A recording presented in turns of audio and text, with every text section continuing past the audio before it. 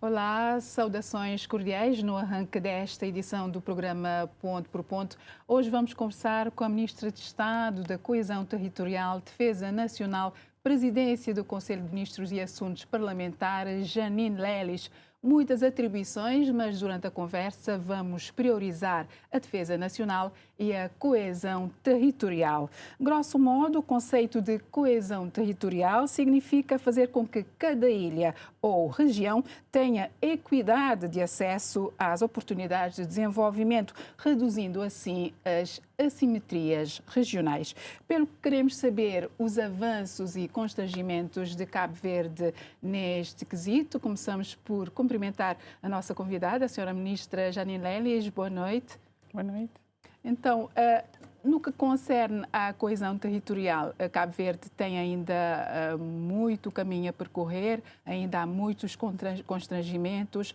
Quais são as prioridades no sentido de incrementar a coesão territorial em Cabo Verde? Bom, em primeiro lugar, permita-me agradecer pelo convite e pela oportunidade de estar aqui para poder comunicar e falar um bocado sobre as medidas de política do Ministério da Coesão e do Ministério da Defesa e também cumprimentar os telespectadores que nos escutam lá em casa. Bom, 3 anos de governação é o ponto que nós estamos. Em termos de coesão territorial, já há um caminho percorrido. Na verdade, nós tivemos durante muito tempo a fazer a concepção de estratégias e de política e começamos pela definição da Política Nacional de Coesão Territorial, que trouxe em primeiro lugar a necessidade de nós estabelecermos aquilo que era os municípios que deveriam merecer um tratamento prioritário. Para isso, nós lançamos e construímos o Índice de Coesão Territorial. O Índice de Coesão Territorial, na verdade, é um índice compósito com vários indicadores e tem indicadores a nível social, a nível econômico e a nível do território. O índice, na verdade, permite-nos avaliar qual é o grau de assimetria que existe entre os municípios. E a que conclusões se chegou? Exatamente. Na sequência desse índice? Em primeiro lugar, eu queria fazer uma clarificação que se mostra ser necessário para que não se confunda o índice como uma espécie de avaliação do método do desempenho das câmaras municipais ou dos presidentes da Câmara. O índice, na verdade, revela toda uma dinâmica e um processo de desenvolvimento do município desde há muito tempo e que, na verdade, tem subjacente esses indicadores, que são indicadores económicos, sociais e territoriais. Feita essa avaliação do índice, nós podemos constatar que há ilhas que têm mais convergência, que normalmente são as ilhas de São Vicente, Santiago e Sal, um bocado na linha daquilo que tem sido a perspectiva do desenvolvimento tripular que nós vivenciamos em Cabo Verde.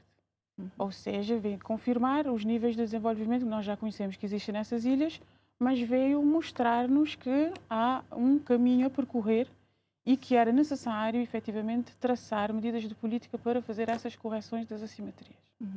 A partir daí, nós utilizamos o índice para a definição de políticas públicas, ou seja, para orientar o governo no sentido de indicar quais os municípios que têm um nível de coesão social menos apurado e permitir que medidas de coesão social, por exemplo, sejam dirigidas para esses municípios.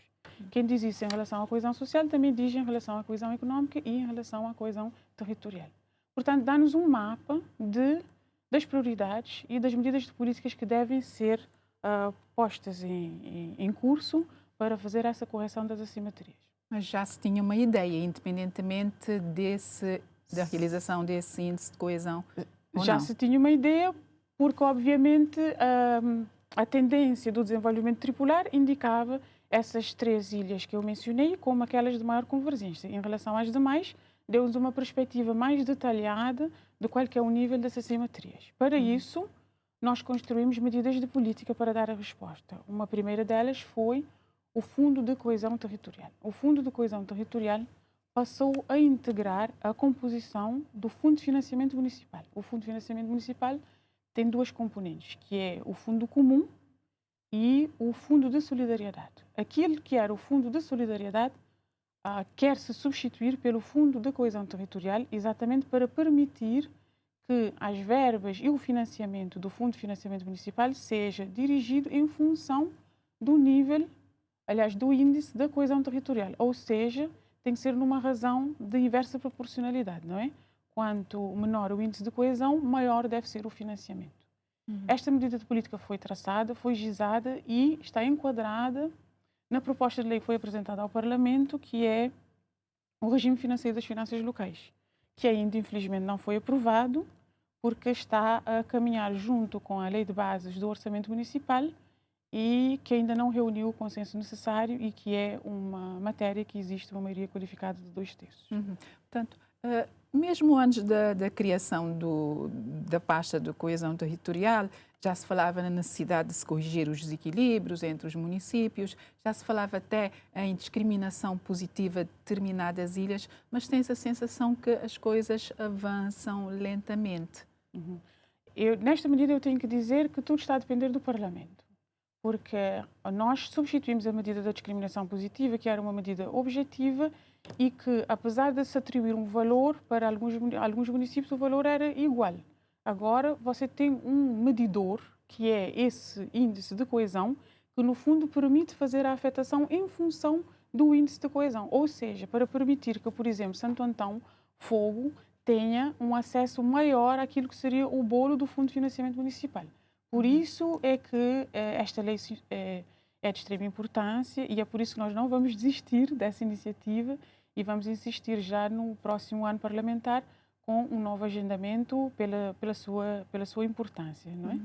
Então, estive a ler que uma das conclusões a que se chegou é que em 2023 as assimetrias, ou seja, os desequilíbrios entre os municípios, foi maior do que a registrada em 2022, isto no âmbito do índice. Como assim? Bom, em primeiro lugar, temos que tomar em consideração que quando se fez o primeiro índice, nós tomamos como referência dados que ainda se reportavam antes da pandemia, porque eram os dados estatísticos que nós tínhamos disponíveis. Na verdade, quando se veio avaliar esse segundo, já eram dados mais atualizados e por isso essa diferenciação em relação à abordagem e aos resultados. Mas os desequilíbrios não aumentaram entre as ilhas? Não. São os dados tomados como referência que são diferentes. Portanto, na semana passada, o Governo apresentou também, ainda no âmbito da coesão territorial, uma proposta de lei para correção das assimetrias e promoção do desenvolvimento regional nas ilhas com mercado diminuto, ou seja, Brava, Maio e São Nicolau. Grosso modo, em que consiste esta iniciativa? Este, na verdade, seria o segundo instrumento de correção das assimetrias. Eu já mencionei o primeiro, que é a criação do Fundo de Coesão Territorial, não é? Que está integrado nesta Lei de Finanças Locais, e este seria o segundo instrumento. Nós fizemos uma análise que é o perfil de especialização económica das ilhas, não é? E nós temos mais ou menos definido o que é a vocação de cada ilha. Esta análise permitiu-nos organizar as ilhas por grupos. E a ilha de São Nicolau, Brava e Maio são ilhas que pertencem ao mesmo grupo e que normalmente nos levou a ter uma medida de política diferente. Por quê? São ilhas que têm um território reduzido, são ilhas que têm uma dimensão populacional igualmente reduzida e são ilhas que têm uma dinâmica económica muito reduzida. Esses três fatores vão conjugados, levam a um maior índice de insularidade. É esta a razão e o porquê de termos uma medida de política direta para essas três ilhas. Porquê? Porque são efetivamente as ilhas com um mercado diminuto. Diminuto porquê? Cabo Verde, na verdade, já é um mercado pequeno. Diminuto é porque é mais do que aquilo que é pequeno e é menor do que existe nas outras ilhas. As medidas de política, como eu disse, dependem da classificação que nós conseguimos fazer a nível desse estudo de especialização económica das ilhas. Esta iniciativa visa o quê? Visa trazer um maior fluxo e uma maior dinâmica económica para estas ilhas. É preciso clarificar que nós não estamos a falar de municípios, nós estamos a falar de medidas para as ilhas de mercado diminuto. É neste contexto que e como pudemos apresentar na semana passada, formulou-se um conjunto de incentivos exatamente para trazer essa dinâmica económica, incentivos que vão desde logo para a fixação de quadros, no sentido de fazer a redução daquilo que seria o imposto que eles pagariam, como forma de atraí-los e mantê-los ali. Subsídios que vão no sentido de diminuir, de permitir, aliás, uma redução à coleta das empresas que tiverem sede e domicílio fiscal no Maio, também para atrair empresas, ou seja, para promover a atividade empresarial. E, igualmente, incentivos que estão ligados com a questão da subsidiação para o ensino universitário, formação profissional, dos jovens que saem dessas ilhas, exatamente para poder, de certa forma, jogar na formação para o futuro desses jovens e esperar que eles voltem para poder contribuir no processo de desenvolvimento.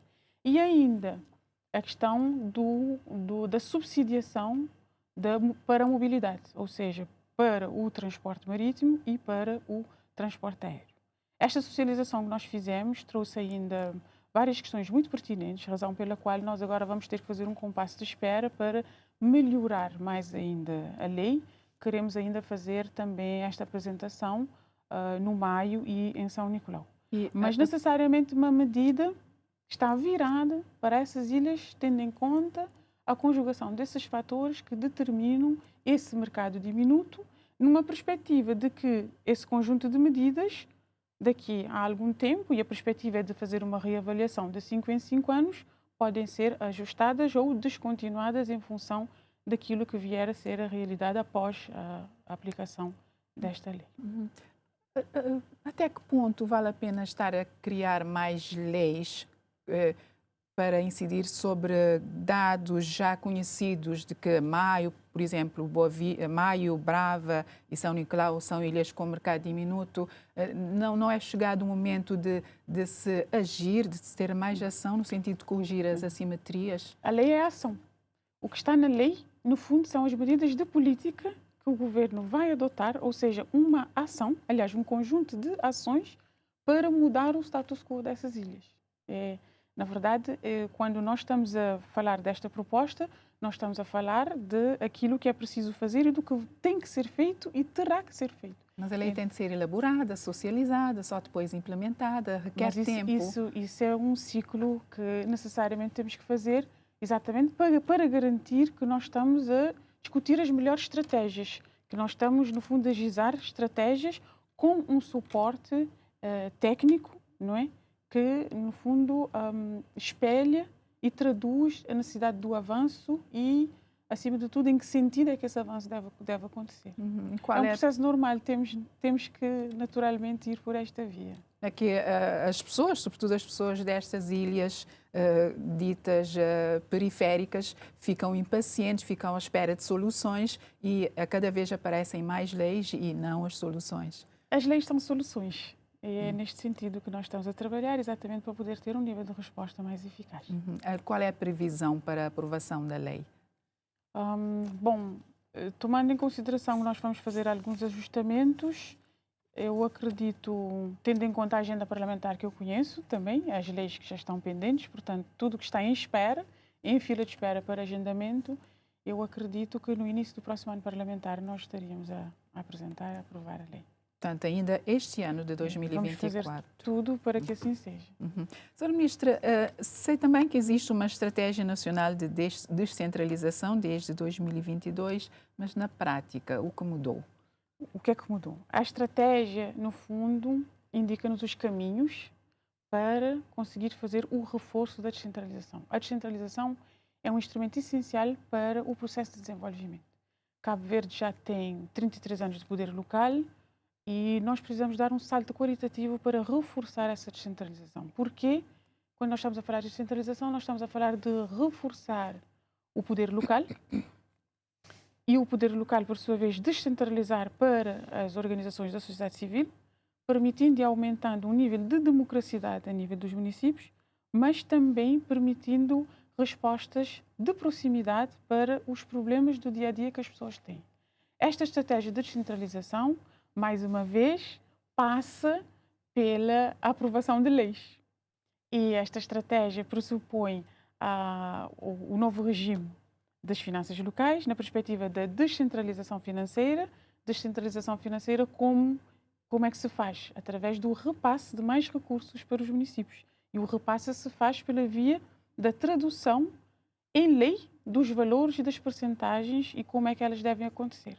Depois nós temos igualmente a questão da prestação de contas, que está na lei de bases do orçamento. Você transfere mais recursos, mas ao mesmo tempo é assim nos regimes democráticos que os recursos que são empregues sejam justificados. Daí a lei de bases do orçamento municipal.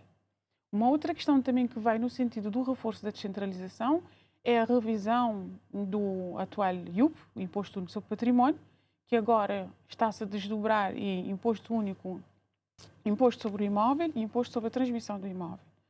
Como é que isto é importante? Isto é importante porque a reforma vai permitir o alargamento da base tributária, ou seja, vai permitir aos municípios cobrarem mais. Não é que o valor vai aumentar, mas a base tributária aumenta, ou seja, mais pessoas passam a pagar. Porquê? Porque a lei está concebida de uma forma em que alguns ficam de fora. E esta reforma é exatamente trazer todos para uma participação dentro daquilo que é a sua contribuição a nível do pagamento do imposto para o município. Portanto, aumento de receitas ainda para o reforço da descentralização financeira. Nós ainda temos a questão da revisão do Estatuto dos Municípios. A revisão dos estatutos traz o quê? Traz mais competências para o município. Por que traz mais competências? Que há uma necessidade cada vez mais exigente em relação às autarquias locais. As pessoas querem que as câmaras respondam mais em termos de atribuições e competências. E então já não faz sentido, por exemplo, em Cabo Verde nós continuarmos a pensar e a falar sempre na necessidade do crescimento económico e na necessidade de termos mais empregabilidade e não haver responsabilidades para os municípios em relação ao desenvolvimento económico e à empregabilidade. É neste sentido que esta descentralização é reforçada através desse instrumento de revisão dos estatutos para empoderar os municípios naquilo que é a ação que podem fazer, tendo em conta o processo de desenvolvimento que precisa acontecer. E é por isso que o município passa a ter competências para combater a pobreza, que passa a ter competências na promoção do ambiente saudável, que passa a ter competências em relação à igualdade e equidade do género, várias outras competências, numa perspectiva e numa visão mais estratégica, porque esse mesmo estatuto implica que, ao invés de se apresentar planos de atividades anuais, o autarca tenha que apresentar um programa de governação para o horizonte de 4 anos. É bom para o município, que vai conhecer os propósitos e a intenção de cada um e tem, no fundo, mecanismos para depois fazer o aferimento do cumprimento desses compromissos que estão estabelecidos. Portanto, este novo Estatuto dos Municípios ainda está em fase de discussão no Parlamento. Foi aprovado na Generalidade, agora vai para as comissões especializadas para ser aprovado na especialidade. E qual é a previsão? Eu conto que seja convocada a reunião ainda neste mês de junho para que possa ser aprovado antes da interrupção do Parlamento que acontece em final de julho. Portanto, será um instrumento essencial para que os municípios tenham mais autonomia. Mais autonomia, mais competências, para reforçar a coesão territorial. Exatamente. E aqui eu gostaria de fazer um parênteses para clarificar que a nossa estratégia é de aprovar todos esses instrumentos para que o novo ciclo autárquico que vai começar logo após as eleições seja, no fundo, o início de um novo ciclo com novos instrumentos. E é por isso é que nós agora estamos a fazer essa caminhada para a aprovação dessas leis, com vista e tendo em perspectiva o reforço da descentralização. Portanto, Sra. Ministra, ainda hoje Cabo Verde lançou o Programa de Promoção do Desenvolvimento Local, financiado pelo Luxemburgo, em parceria com a ONU Habitat, no montante de 6 milhões de euros, abrangendo os 22 municípios. Assim, resumidamente, em que consiste este programa? Este programa tem como objetivo final alcançar 3 resultados. Um primeiro resultado tem a ver com o aumento da capacidade dos municípios de arrecadar receitas, ou seja, vai-se analisar toda a potencialidade dos municípios no que diz respeito à criação de taxas municipais para, mais uma vez, empoderar aquilo que é a capacidade financeira dos municípios. Por quê? Os municípios têm que ter mecanismos próprios para também se financiarem, se autofinanciarem. É legítimo e o governo deve fazer, e é a responsabilidade, inclusive, constitucional do governo fazer a repartição dos recursos com os municípios, e o governo faz através do Fundo de Financiamento Municipal, mas o Fundo de Financiamento Municipal é só parte daquilo que é o orçamento de cada município. É neste sentido que eles devem contribuir para aumentar esta base. Portanto, esse primeiro resultado é ajudar os municípios a aumentar a sua base para a arrecadação de receitas. Um segundo resultado é melhorar a gestão municipal, empoderando a nível da fiscalização e permitindo que, no fundo, haja mais eficácia naquilo que é a gestão dos bens, naquilo que é a prestação de contas, porque também existe toda esta obrigação do dever de informar, da apresentação das contas ao Tribunal de Contas e etc. Um terceiro seria exatamente a realização dos projetos.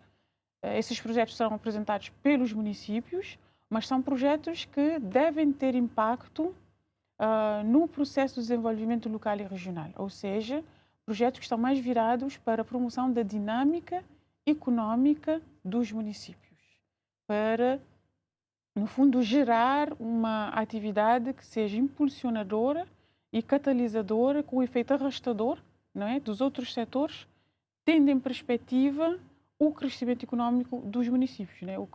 Quando nós falamos do crescimento económico de Cabo Verde, nós falamos de Cabo Verde, mas na verdade é a contribuição de todos os municípios que dá um resultado final que é, no fundo, o crescimento do país. O que se quer é que os municípios contribuam mais e, por isso, as potencialidades das ilhas devem ser mais e melhor exploradas, e há esse conjunto de políticas que está sendo gizado, e o programa conjunto vem dar-nos o instrumento financeiro para que, junto com os municípios, nós possamos trabalhar toda essa questão, tendo, obviamente, subjacente a Política Nacional da Coesão Territorial, a Estratégia da Descentralização e a Estratégia do Desenvolvimento Local e Regional. Em 2022 criou-se também o Conselho de Concertação Territorial. Qual tem sido a mais-valia? É um instrumento fundamental de articulação.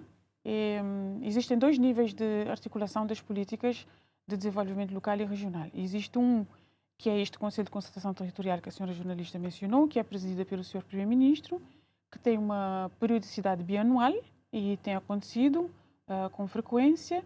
Faz-se a articulação das medidas de política que estão viradas para o desenvolvimento local e para o desenvolvimento regional.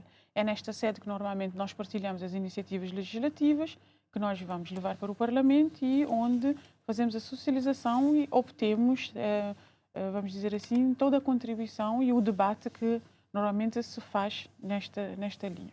Um outro nível é o Conselho Regional de Concertação. Este é presidido por mim, na qualidade de Ministra da Coesão Territorial, tem os presidentes das câmaras e participam todos os serviços desconcentrados, exatamente para poder afinar essa articulação entre o município, os serviços desconcentrados e o poder central.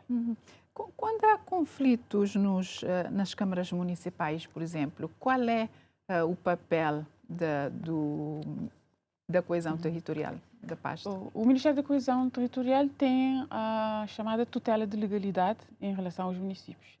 Tutela de legalidade significa que nós só avaliamos se a atuação dos municípios é legal ou não, nunca podendo pronunciar em relação a questões de mérito, ou seja, o que é que decidem fazer, como decidem fazer, e isto não podemos fazer exatamente por respeito ao princípio da autonomia, não é?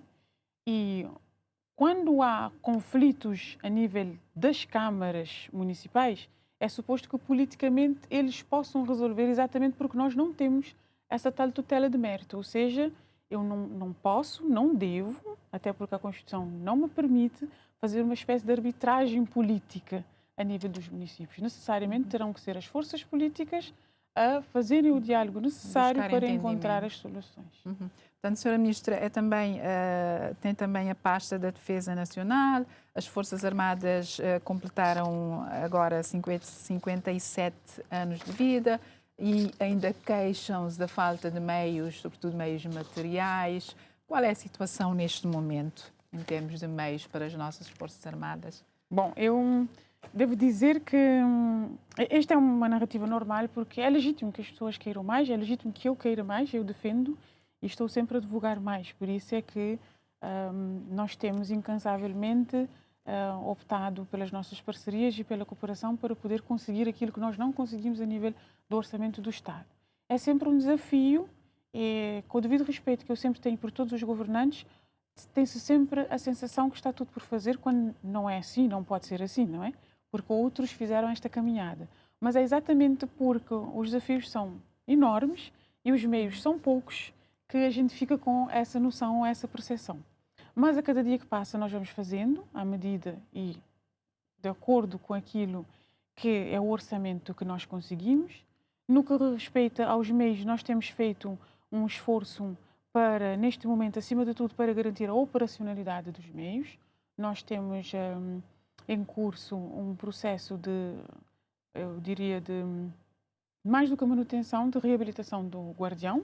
Neste momento nós já temos um financiamento garantido. Está avaliado há mais de 5 anos, salvo erro, o Guardião. Não, o Guardião teve problemas. O Guardião estava a funcionar bem, teve problemas quando foi para a manutenção e foi no decorrer da manutenção que os problemas se agravaram, porque no desenvolver desta manutenção a areia entrou para os motores, o que agravou a situação. Isto foi quando, Sr. Ministro? Isto já foi em 2022, porque eu cheguei a fazer a visita e já os trabalhos já estavam quase prontos e acabados, e daí veio o problema. Então, para resolver esta questão, realmente foi feita uma avaliação e de lá para cá é que nós já temos a garantia do financiamento por parte dos Estados Unidos em cerca de 3 milhões de dólares, e nós estamos só à espera do início deste trabalho. Todo o levantamento já foi feito e queremos muito e estamos expectantes que isto venha a acontecer o quanto antes. Portanto, 3 milhões de dólares agora, para que o Guardião fique operacional. Agora, nós temos um grande desafio,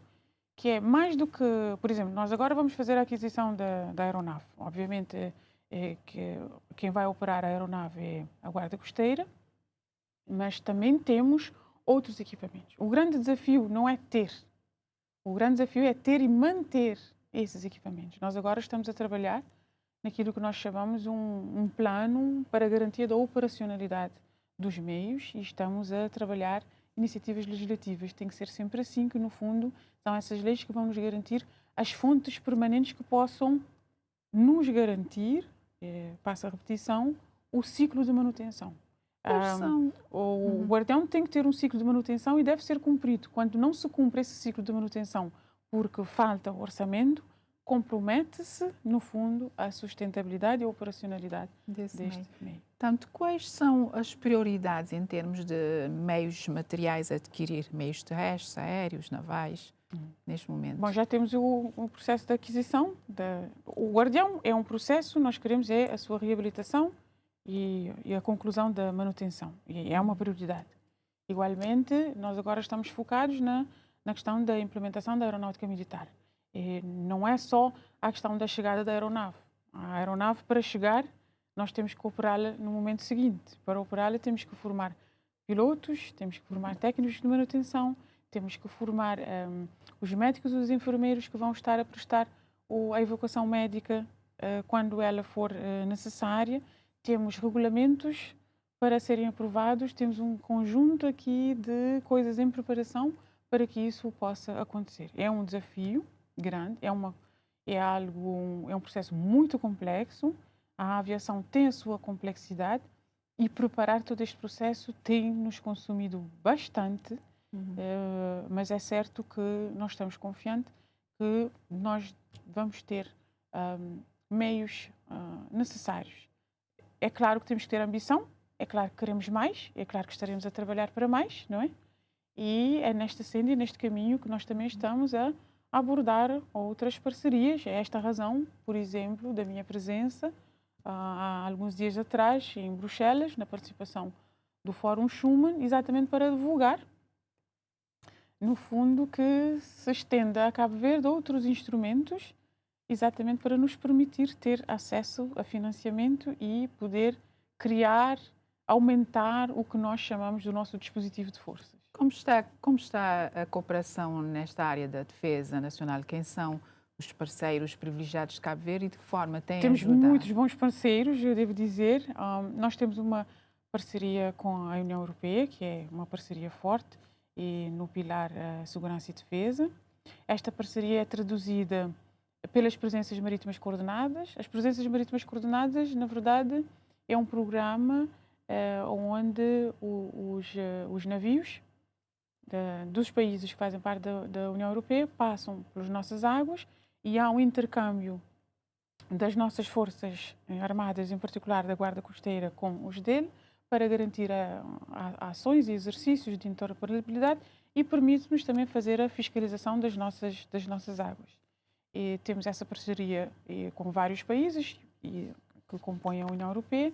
Temos várias outras parcerias em vários outros domínios. Temos a parceria especial neste momento com New Hampshire, mas que está coberto de um memorando que nós assinamos com os Estados Unidos, que tem sido uma parceria muito forte e que tem suportado toda essa nossa ação de formação e capacitação, por exemplo, para os próximos tempos que têm a ver com a questão da aeronave.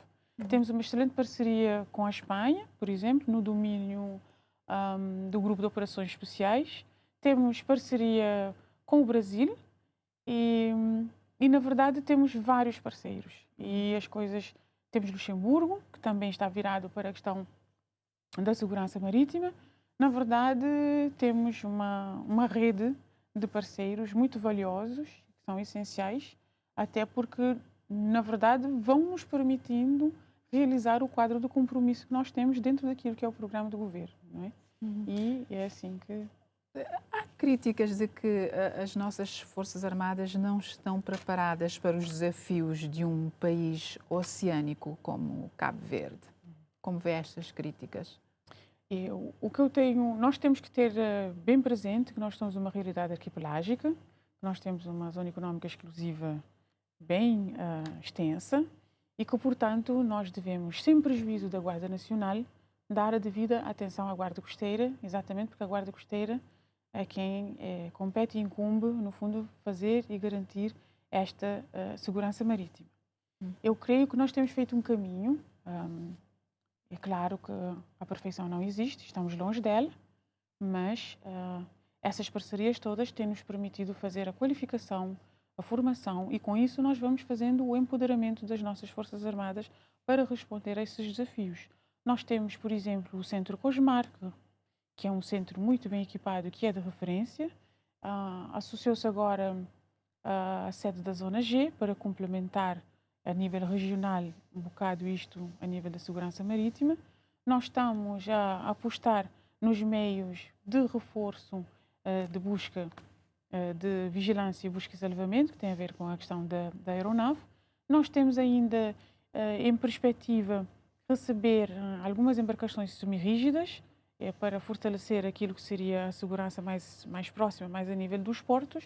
E eu devo dizer que é normal que haja críticas. As críticas nos ajudam a perspectivar as necessidades de melhoria e é neste sentido que nós caminhamos para responder, empoderar e fortalecer o nível de eficácia, prontidão e resposta das Forças Armadas. Com a COSMAR e com outros meios, Cabo Verde conseguiu melhorar a fiscalização das águas? Com certeza, são instrumentos de monitorização muito importantes que nos dão conta daquilo que se passa pelas nossas águas. É fundamental e é um centro de referência, sendo importante também eu referir que o fato de nós termos assumido e realizado a inauguração da sede da Zona G também traz-nos uma relevância estratégica e permite-nos posicionar para a prestação de um serviço a nível regional, o que vem com responsabilidades acrescidas, mas que também abre portas, janelas e oportunidades para melhor e mais fazer. A nível da CDAO, como tem sido a cooperação na área militar, defesa? Portanto, a Zona G faz parte da arquitetura de Yaoundé, que tem a ver com a questão da segurança marítima, e é neste quadro que nós inserimos, sendo que existem várias outras zonas, são zonas de complementaridade, não é? No domínio da CDAO é sempre importante referir que nós não assinamos nem ratificamos alguns dos instrumentos e de alguns mecanismos que, na verdade, são essenciais para a CDAO e, como tal, nós funcionamos no quadro legal que nós temos estabelecidos até agora. Uhum. E não se prevê ratificar esses instrumentos? São processos complexos. Essas ratificações decorrem de documentos e de instrumentos assinados há mais de 2 décadas. Eu creio que é um posicionamento que Cabo Verde vai mantendo e que merece esse nível de ponderação. Uhum. Senhora Ministra, fala-se também na necessidade de se profissionalizar as Forças Armadas. Muitos jovens cumprem o serviço militar obrigatório, depois saem e depois ficam sem perspectivas. Alguns enveredam por caminhos pouco dignos. Que pensa desta sugestão de se profissionalizar as Forças Armadas? É um caminho, é uma opção, mas eu quero dizer que para nós isto não pressupõe deixar cair o serviço militar obrigatório, não é? Muitas vezes as pessoas têm tendência a apresentar isso como uma alternativa ou em relação ao serviço militar obrigatório. Nós vamos e queremos fazer isso, e queremos fazer isso exatamente para trazer mais tecnicidade, mais conhecimento para as Forças Armadas. Eu não posso, com objetividade, dizer-lhe quando é que isto vai acontecer, porque temos ainda um conjunto de questões prioritárias a responder e isso tudo exige disponibilidade orçamental. Mas voltando à questão do serviço militar obrigatório, o nosso esforço vai no sentido de garantir que seja prestado em cada vez melhores condições e para isso ações estão em curso. Eu devo dizer que vamos lançar, estamos a ultimar por esses dias os termos de referência e vamos lançar um estudo, mas para perspectivar como reforçar o serviço militar obrigatório. Vamos estar fora de questão abdicar do serviço militar obrigatório. Desde logo porque o serviço militar obrigatório é um dever constitucional. Então, enquanto existe, nós seguimos aquilo que é a determinação constitucional.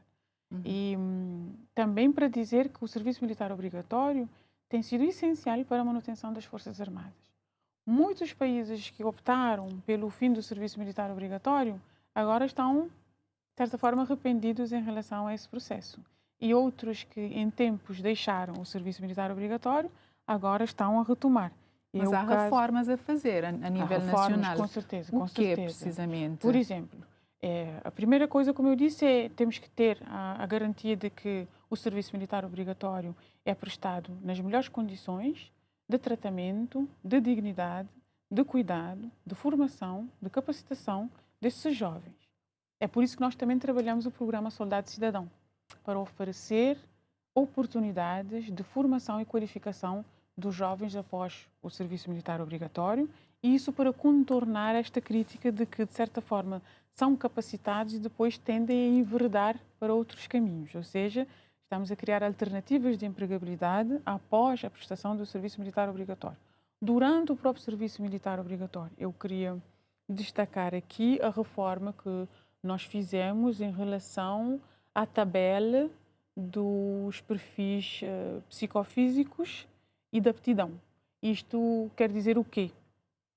Quer dizer que nós andamos a trabalhar os termos e as condições para se aceitar e manter um jovem nas fileiras das Forças Armadas, para que, no fundo, a sua instrução possa acontecer de melhor forma. Igualmente, as bases de instrução militar estão sendo reformuladas no sentido de garantir maior nível de conhecimento, maior eficácia e também para incutir valores essenciais nos jovens que realmente passam pelo serviço militar obrigatório.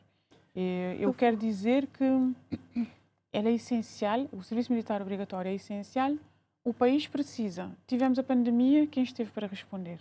As Forças Armadas, não é? Quem é que cumpriu e quem é que executou o estado de emergência? As Forças Armadas. As Forças Armadas fazem parte e integram o sistema de proteção civil e é por isso que quando há necessidade são sempre chamados a responder a essas necessidades. O país precisa das Forças Armadas e as Forças Armadas precisam do serviço militar obrigatório. Nós temos é que garantir que esse serviço seja feito na sua melhor forma, a bem desses jovens que no fundo estão a dedicar à causa da pátria e ao país e também ao próprio país. O que tem sido feito para evitar casos como o do jovem recruta Davidson Barros, que depois, na sequência de uma caminhada administrativa, veio a óbito e inclusive houve um inquérito sobre o assunto. O que tem sido feito? Primeiro eu quero sempre dizer que é sempre lamentar o que aconteceu, é sempre muito triste esta referência, mas também devo dizer que isto traz responsabilidades acrescidas, tendo em conta essa necessidade de se adequar o serviço militar obrigatório e de trabalhar aquilo que eu já mencionei, que são as bases da instrução. A instrução que eu estava-me a referir é a instrução militar que acontece durante o serviço militar obrigatório, ou seja, o tempo da estada e da permanência desses jovens nas fileiras. É garantir, no fundo, que o próprio processo de formação deles seja vigiado, monitorizado, com protocolos definidos para a garantia da segurança deles e da força. E a questão da inspeção antes da admissão nas Forças Armadas também vai ser reformulada ou já foi reformulada? A referência que eu fiz à nova tabela dos serviços psicofísicos e de aptidão é exatamente isso. Tem esse nome, vamos dizer assim, que não é muito habitual, mas na verdade é o conjunto das referências e dos padrões que foram redefinidos para que alguém possa entrar, ou seja, que são avaliados no processo de inspeção para a entrada para as fileiras das Forças Armadas. Porque o jovem em causa tinha problemas cardíacos, tinha também problemas de obesidade, normalmente não devia ser admitido. Mas por isso é que é a necessidade de se fazer o ajustamento da tabela periodicamente. Eu devo dizer que nós constatamos a necessidade de fazer essa revisão da tabela por ocasião do primeiro fórum de reflexão sobre o serviço militar obrigatório que nós realizamos no ano de 2022. Já saiu com uma recomendação e nós acabamos por concretizar exatamente para dar esta garantia e ajustar, porque a tabela que nós tínhamos era de 78, salvo erro. Senhora Ministra, esporadicamente verificam-se também casos de abuso físico, psicológico nas Forças Armadas. Quais são as instruções no sentido de melhorar esta parte? Tem a ver com melhorar, a questão... evitar. Exatamente, com certeza, evitar. Concordo em absoluto. É como eu disse, tudo tem a ver com a questão da base de instrução, porque eles também devem sempre comunicar se algo não passa bem, mas também tem a ver com a questão da monitorização permanente e da responsabilização das hierarquias, não é? Os pais confiam os jovens para a prestação do serviço militar obrigatório. Então, o Estado tem que garantir que este serviço seja prestado da melhor forma. E a forma desta garantia é pela revisão dos instrumentos da instrução, não é? E todo um processo de monitorização e acompanhamento permanente dos jovens durante a sua estada, através da definição de regras e de um quadro regulamentar que, no fundo, seja preventivo e que não permita, de forma alguma, qualquer atentado à dignidade das pessoas ou a qualquer tipo de violação que é inaceitável e não deve, de facto, acontecer. Tem havido mais fiscalização para evitar estas situações? Tem sim, eu acredito que sim. E o próprio Ministério da Defesa passou a ter um serviço de inspeção que antes não tinha, não é? Nós instituímos a Inspeção Geral da Defesa, que, na verdade, periodicamente cumpre um plano de inspeção junto das Forças Armadas, exatamente para aferir, não é, se as regras que existem se são satisfatórias, se estão sendo cumpridas, se não estão, se precisam ou não ser reformuladas, e é neste sentido que nós também temos que fazer essa monitorização e esse acompanhamento para podermos ajustar. Sra. Ministra, para terminar, e tem também a pasta dos assuntos parlamentares, como é que tem sido esta concertação, coordenação com o Poder Legislativo? A nível desta pasta, nós temos, normalmente nós concebemos e propomos a agenda, primeiro, do Conselho de Ministros, né? O Conselho de Ministros tem um nível de decisão, que é pela via das resoluções e dos decretos-leis. Estes não vão para o Parlamento, vão logo para a promulgação do Presidente da República. Há um ciclo que é acompanhado, não é? Até a sua promulgação e publicação. Há outras iniciativas que são aprovadas em sede de Conselho de Ministros, mas que, por exigência constitucional, devem ser aprovadas pelo Parlamento. Então, nós fazemos o seguimento dessas iniciativas. Temos as chamadas conferências de representantes, que acontecem na semana antes das sessões, para poder fixar, eu diria, a agenda. Ou seja, ali eu tenho que ter presente o que é que são as prioridades do governo em termos de execução das políticas, para poder fazer os agendamentos das propostas e das iniciativas legislativas. E tem sempre aquele combate político que faz parte do processo democrático, que é o que acontece normalmente em todas as sessões, seja para o momento das declarações políticas, seja para o momento das questões gerais, que normalmente são colocadas as questões pelos deputados, para além dos debates e das interpelações, não é? Só que eu, estando e enquanto Ministra da Presidência do Conselho de Ministros, eu estou no Parlamento em todos os dias, em todas as sessões, e eu respondo pelo coletivo, não é, do governo diante das questões que são colocadas. Por isso é que, normalmente, as respostas têm que ser numa perspectiva genérica e geral, porque, afinal de contas, o governo tem a sua Constituição e todos os ministros têm as suas respectivas atribuições. Então, tentamos responder para dar uma satisfação aos senhores deputados, mas também uma satisfação pública àquilo que vem sendo o exercício da governação. E, é muito desafiante. Sim, ia perguntar, é desafiante ter a pasta da Defesa Nacional, Coesão Territorial, Presidência do Conselho de Ministros, assuntos parlamentares, não é muito trabalhoso? É muito trabalhoso, mas nós estamos engajados, temos colaboradores de excelência, para mim também está à parte, que nos motivam no dia a dia para darmos um nível de resposta.